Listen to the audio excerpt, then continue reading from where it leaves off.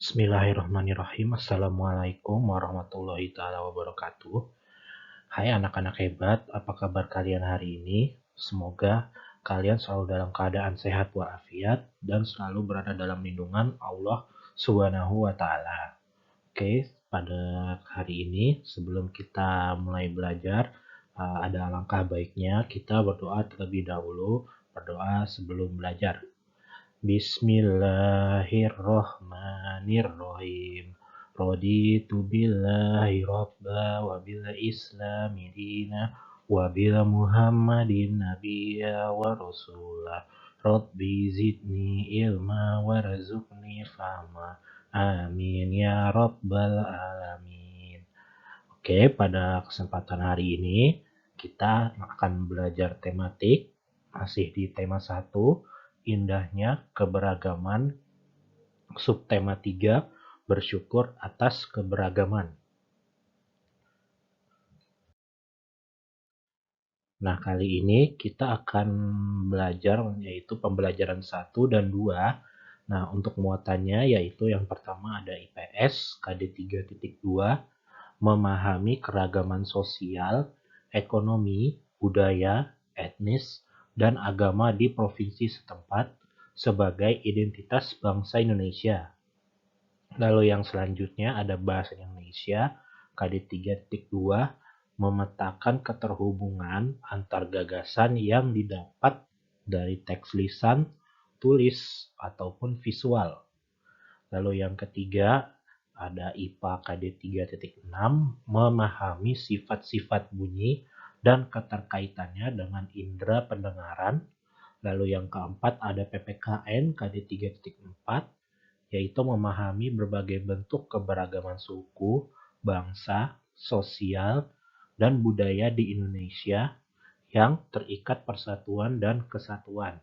Lalu yang terakhir ada SBDP KD 3.3, yaitu memahami dasar-dasar gerak tari daerah.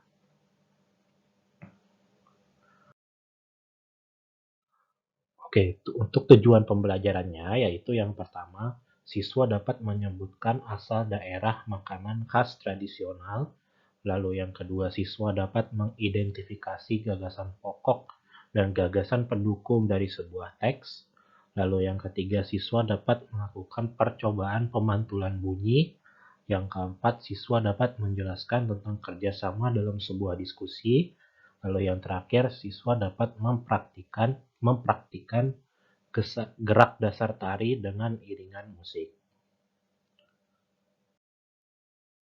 Oke, kita masuk di pembelajaran yang pertama yaitu muatan bahasa Indonesia KD 3.2 dan 4.2, yaitu gagasan pokok dan gagasan pendukung dalam teks lisan, bagian yang ke-1.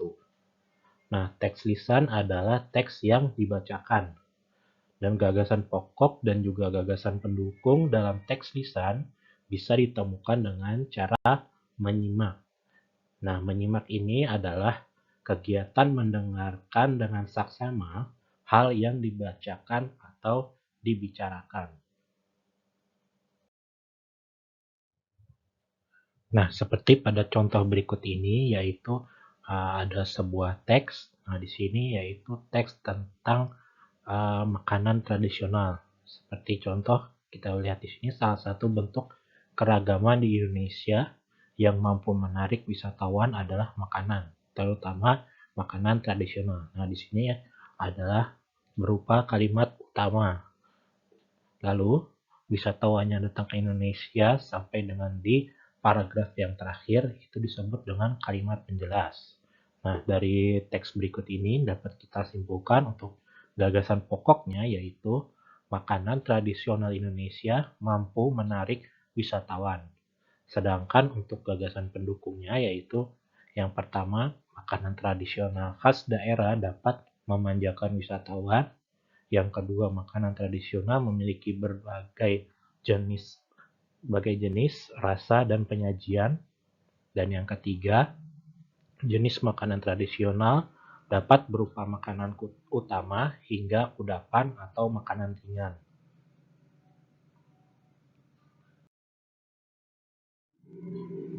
Nah, lanjut kita selanjutnya yaitu masih di pembelajaran yang pertama, yaitu kita masuk di muatan IPS KD 3.2 dan 4.2, yaitu makanan tradisional sebagai identitas bangsa Indonesia.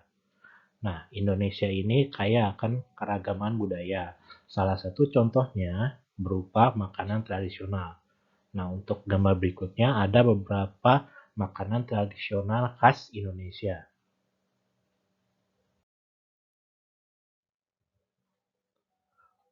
Oke, kita mulai. Yang pertama ada nasi timbel.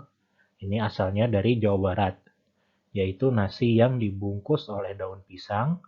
Lalu beras yang digunakan ini adalah beras bagoto, yaitu beras merah campuran. Dan nasi timbel ini biasanya terdiri dari nasi itu sendiri, lalu ada lauknya berupa ikan goreng, ada tahu tempe, sambal terasi, dan yang terakhir ada berupa lalapan.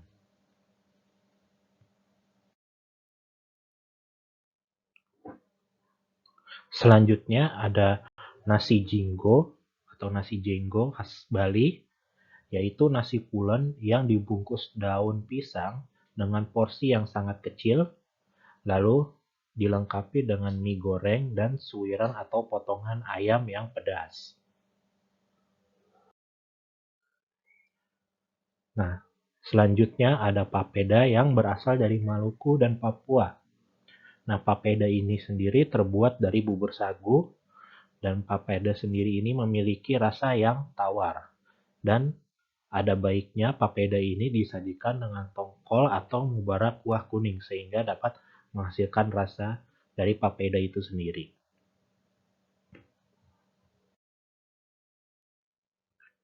Lalu yang selanjutnya ada bubur Manado, ini berasal dari Sulawesi Utara, yaitu bubur putih yang berisi campuran jagung manis, lalu ada labu, kangkung, bayam, dan juga dilengkapi dengan kaldu ayam.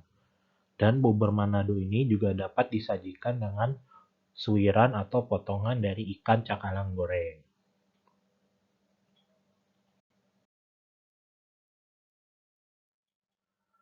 Oke, yang selanjutnya kita masih di pembelajaran yang pertama.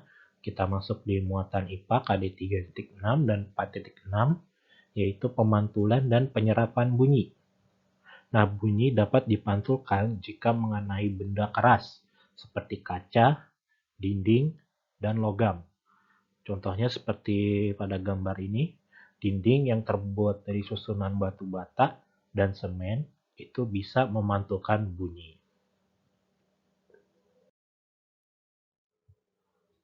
Dan bunyi juga dapat diserap jika mengenai benda-benda yang sifatnya lunak, seperti karpet, karet, busa, dan kertas.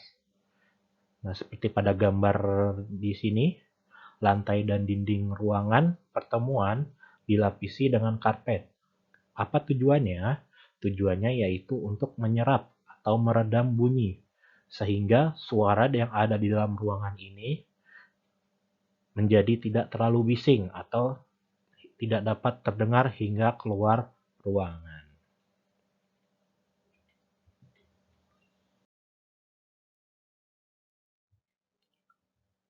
Oke, kita masuk di pembelajaran yang kedua, yaitu muatan PPKN KD 3.4 dan 4.4, kerjasama dalam diskusi. Apa itu diskusi? Diskusi adalah pertemuan beberapa orang untuk melakukan bertukar pendapat mengenai suatu hal.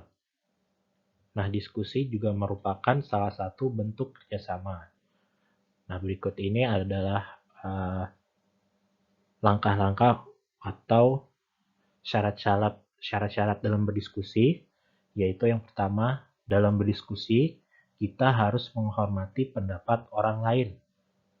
Lalu yang kedua, setiap pendapat memiliki kelebihan dan kekurangan. Lalu yang terakhir, dapat saling menghormati perbedaan pendapat.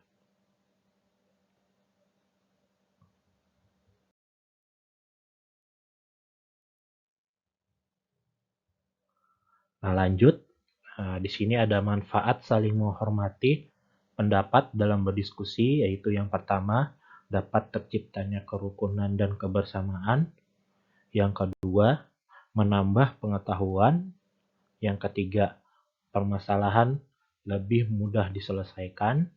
Yang keempat, kita akan dihormati oleh orang lain. Dan yang kelima, dapat menghasilkan kesimpulan ataupun keputusan yang adil.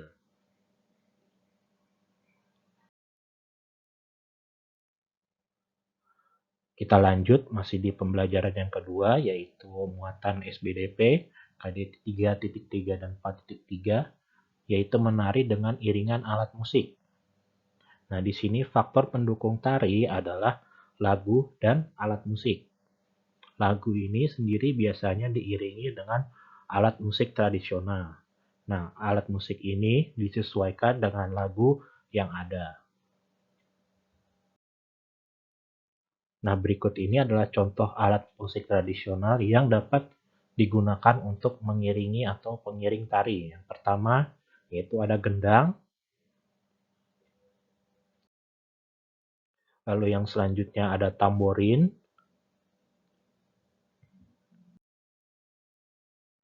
Nah, yang ketiga ada marakas. Lalu, yang terakhir, yaitu ada gamelan khas Jawa.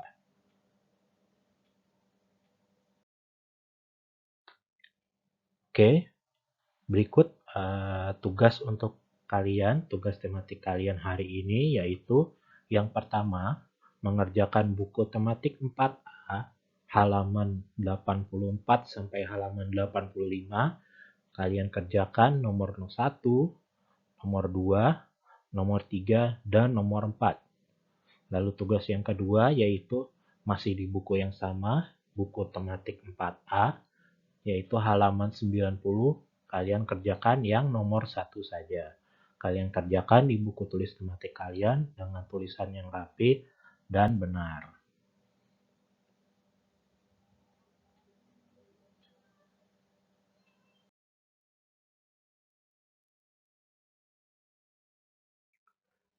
Oke, alhamdulillah telah selesai untuk materi hari ini.